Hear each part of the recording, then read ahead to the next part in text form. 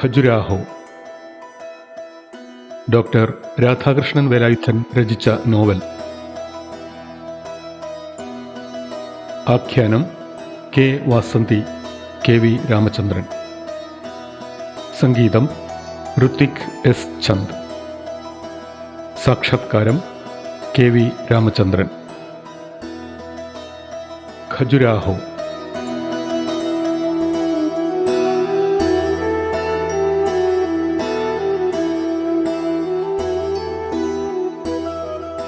തൊണ്ണൂറ്റിയൊന്ന്. തുറമുഖത്തെത്തുന്ന ചില ബാർജുകളുടെയും ഡ്രഡ്ജറുകളുടെയും പ്രവർത്തനങ്ങൾ നോക്കിയിരിക്കുമ്പോഴാണ് മനുഷ്യൻ്റെ ഇച്ഛാശക്തിയിൽ പദ്ധതികൾക്കും പ്ലാനിങ്ങുകൾക്കുമുള്ള പ്രാധാന്യത്തെക്കുറിച്ച് എനിക്ക് ബോധ്യം വന്നത്. വലിയ തിരക്കുകളൊന്നുമില്ലാത്ത ഒരു കച്ചവടക്കാരൻ മാത്രമായിരുന്നതുകൊണ്ട് അന്ന് എനിക്ക് ഒരുപാട് സമയമുണ്ടായിരുന്നു. ഒരുപാട് രസകരമായി തോന്നിയ ദിവസങ്ങളായിരുന്നു അന്നത്തേത്. എങ്കിലും വർഷങ്ങൾ പിന്നിട്ട് ജീവിതത്തിൻ്റെ മറ്റൊരു കോണിൽ നിന്നുകൊണ്ട് നോക്കുമ്പോൾ തമാശകളുടെ സ്ഥാനത്ത് അത്ഭുതമാണ് കുടിയേറിയിരിക്കുന്നത് എന്ന് പറയാം ശിലകൻ. ഓരോ നിമിഷവും മാറുന്നു ജീവിതം. ഓരോ നിമിഷവും ജീവിതത്തിലെ കാഴ്ചകൾ, സൗന്ദര്യം, സൗന്ദര്യത്തെക്കുറിച്ചുള്ള ധാരണകൾ, ബോധം, എല്ലാം ഒന്നുപോലുമില്ലാതെ എല്ലാം എല്ലാം ശിലകൻ, എല്ലാം.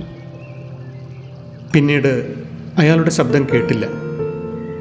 യാത്രയുടെ തുടക്കത്തിൽ ചെറുതായി തുടങ്ങിയ മഴ ശക്തിയാർജിച്ച് ഇപ്പോൾ അനന്തമായ ഒരു പ്രളയത്തിൻ്റെ പ്രതീതി സൃഷ്ടിച്ചിരുന്നു.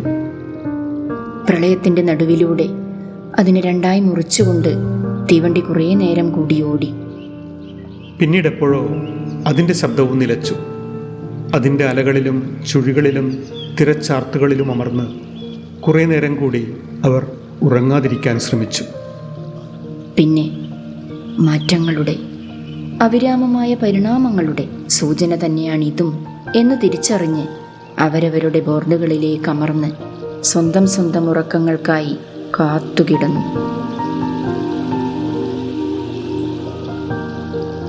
കഥയില്ലായ്മയുടെ കഥയില്ലായ്മ. 94. തിരുനെൽവേലിയിൽ നിന്ന് കട്പാടി വഴി ബംഗളൂരുവിലേക്കുള്ള ഒരു യാത്രയിലാണ് വിമൽകുമാർ ഖമോഷിയെ ഞാൻ അവസാനമായി കണ്ടത്. സ്റ്റേഷനിലെ 4ാമത്തെ പ്ലാറ്റ്ഫോമിൽ നിന്ന് 3ാമത്തെ 2ാം ക്ലാസ് കമ്പാർട്ട്മെൻറ്റിലേക്ക് പ്രവേശിക്കുമ്പോൾ എൻ്റെ മനസ്സിനെന്ന പോലെ കാലുകൾക്കും ചിരപ്രതീക്ഷിതമായ ഒരു സാന്നിധ്യത്തിലേക്ക് നടന്നെടുക്കുവാനുള്ള ഒരു വ്യഗ്രതയുണ്ടായത് എന്നെ തെല്ലൊന്ന് അമ്പരപ്പിച്ചു. കമ്പാർട്ട്മെൻറ്റിലെ ആദ്യ ക്യാബിനുകൾ 3ലും ഏതോ പ്രൊഫഷണൽ വിദ്യാലയത്തിലേതെന്ന് തോന്നിക്കുന്ന പെൺകുട്ടികളായിരുന്നു. പാട്ടും പൊട്ടിച്ചിരികളും, കൗമാരത്തിൻ്റെ ആഘോഷം. 4ാമത്തെ ക്യാബിനിലാണ് അയാൾ ഉണ്ടായിരുന്നത്. വലതുവശത്തെ നീളമുള്ള സീറ്റിൻ്റെ ഇടത്തെ മൂലയിൽ എഞ്ചിന് പുറംതിരിഞ്ഞ്. കട്ടി ഫ്രെയിമുള്ള കണ്ണട, ഉയരമുള്ള ശരീരം, വിദൂരതയിൽ ഉറപ്പിച്ചു നിർത്തിയ കണ്ണുകൾ. 98. ഇങ്ങനെയൊരു കൂടിക്കാഴ്ച നാം തമ്മിൽ അനിവാര്യമായിരുന്നോ നൂർ? യാത്രകൾ തന്നെ നമ്മെ വേണ്ടുവോളം തൃപ്തരാക്കിയിരുന്നു. അതിലെ വിരാമങ്ങൾ മാത്രമാണ് നിന്നെ വേദനിപ്പിച്ചത്. വിരാമങ്ങൾ വേദനയെ തന്നിരുന്നുള്ളൂ നിനക്ക്. നിന്റെ കണ്ണുകൾ പതറുന്നതും മനസ്സ് മുറിയുന്നതും ഞാൻ കണ്ടത് വിരാമങ്ങളിൽ മാത്രമായിരുന്നു. അല്ലാത്തപ്പോഴെല്ലാം തേജസ്വിയായിരുന്നു നീ. ആരെയും കുറിച്ച് ആലോചിക്കാതെ, ആരെയും കാത്തു നിൽക്കാതെ, ആരെക്കുറിച്ചും വേവലാതിപ്പെടാതെ. ഒരു മുഖവരിയും കൂടാതെയുള്ള അയാളുടെ ചോദ്യങ്ങൾ എന്നെ തികച്ചും തൃപ്തനാക്കി. തികച്ചും സത്യസന്ധനും നിഷ്കളങ്കനുമായ ഒരു മനുഷ്യൻ. ഉപചാരങ്ങളൊന്നും പറയാതെ, ഉപചാരങ്ങൾക്കൊന്നിനും കാത്തു നിൽക്കാതെ, നേരിട്ട്, തികച്ചും നേരിട്ട്. ചിലത് അറിയേണ്ടതുണ്ടായിരുന്നു അയാൾക്ക്. ചില സംശയങ്ങൾ തീർക്കുവാൻ, ചില വിരാമങ്ങൾ പൂരിപ്പിക്കുവാൻ. അത്രയേ ഉണ്ടായിരുന്നുള്ളൂ അയാൾക്ക്, അത്രമാത്രം. നൂർ, എപ്പോഴും യാത്ര ചെയ്തുകൊണ്ടിരിക്കുക മാത്രം ചെയ്യുന്നവരുടെ ജീവിതത്തിൽ യഥാർത്ഥത്തിൽ എന്തു കഥയാണുള്ളത് നൂർ? യാത്രയിൽ വിരാമങ്ങളേ ഉണ്ടാവരുതെന്ന് ആഗ്രഹിക്കുന്ന, എപ്പോഴും വിദൂരതയിൽ മാത്രം കണ്ണുകൾ ഉറപ്പിച്ചു നിർത്തുന്ന, ഓരോ സംഭാഷണവും സമീപസ്ഥരുടെ ഓരോ വിനിമയവും ശാന്തമായ ജലാശയത്തിലുണ്ടാവുന്ന സ്ഫോടനങ്ങൾ മാത്രമാണെന്ന് തിരിച്ചറിയുന്നവരുടെ ജീവിതത്തിൽ എന്തു കഥയാണുള്ളത് നൂർ? നൂർ, എന്നിൽ നിന്ന് നീ പ്രതീക്ഷിച്ചിരുന്നത് എന്താണെന്ന് എനിക്കറിയില്ല. എങ്ങനെയാണ് എന്നെ രൂപപ്പെടുത്താൻ നീ ഉദ്ദേശിച്ചിരുന്നതെന്നും. എങ്കിലും നിന്റെ മനസ്സിൽ മുഖവും ആശയങ്ങളും നൽകി എന്നെ സങ്കല്പിക്കാൻ നീ ശ്രമിച്ചതു മുതൽ ഞാൻ ജനിച്ചു കഴിഞ്ഞിരുന്നു. നിനക്കറിയാം, 2005 ഏപ്രിൽ മെയ് മാസങ്ങളിൽ എടനീർ ഗവൺമെൻറ് ഹൈസ്കൂളിലെ ഓഫീസിലും പുറത്തെ കുറ്റിക്കാടുകളിലും മാലിംഗ മഹാജനരുടെ ലോഡ്ജ് മുറിയിലും വെച്ച്. പക്ഷേ വിമൽ വിമൽ വിമൽ കുമാർ. അതേ നൂർ, എനിക്കറിയാം എന്താണ് നിന്നെ വിഷമിപ്പിക്കുന്നതെന്ന്. നിന്റെ ഏകാന്തതകളിൽ മനസ്സു തുറക്കുവാൻ ഒരാളെ തിരയുകയായിരുന്നു എന്നല്ലാതെ എന്താണോ നീ എനിക്ക് വേണ്ടി ചെയ്തത് എന്നല്ലേ? എൻ്റെ യാത്രകളിലും മുന്നേറ്റങ്ങളിലും ആശ്രയങ്ങൾ നഷ്ടമാവുമ്പോൾ ചില ഘട്ടങ്ങളിലുണ്ടാവുന്ന ശൂന്യതയിൽ പോലും എന്താണ് നീ ചെയ്തത് എന്നല്ലേ? പക്ഷേ നൂർ, ശരിയാവാം നിന്റെ സംശയങ്ങൾ.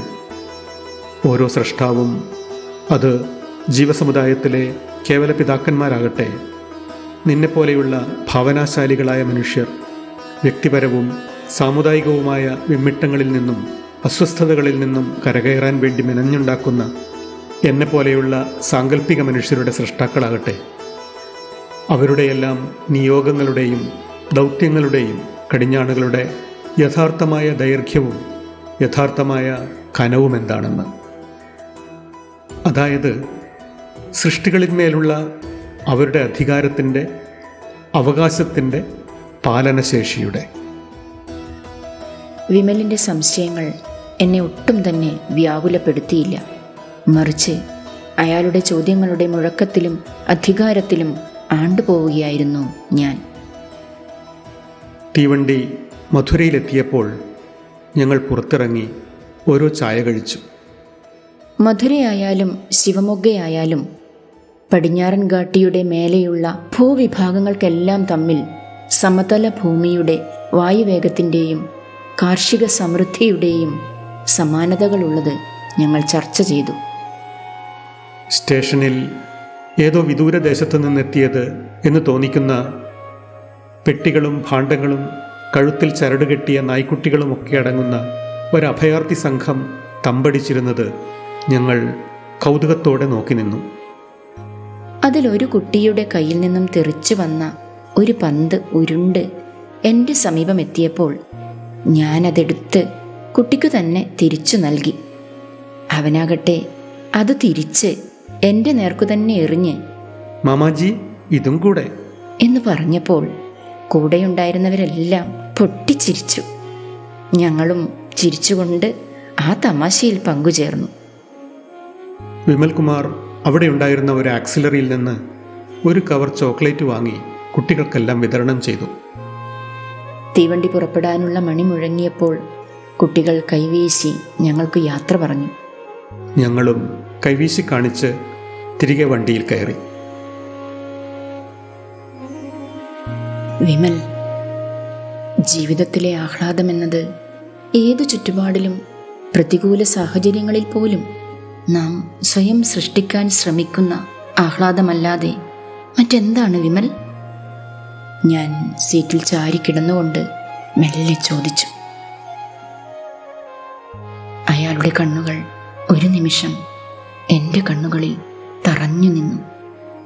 പിന്നെ അയാൾ കൈ ഉയർത്തി തൻ്റെ കണ്ണുകളിൽ നിറഞ്ഞു നിന്ന ഒരിറ്റു കണ്ണുനീർ തൂവാല കൊണ്ട് തുടച്ചെടുത്തു.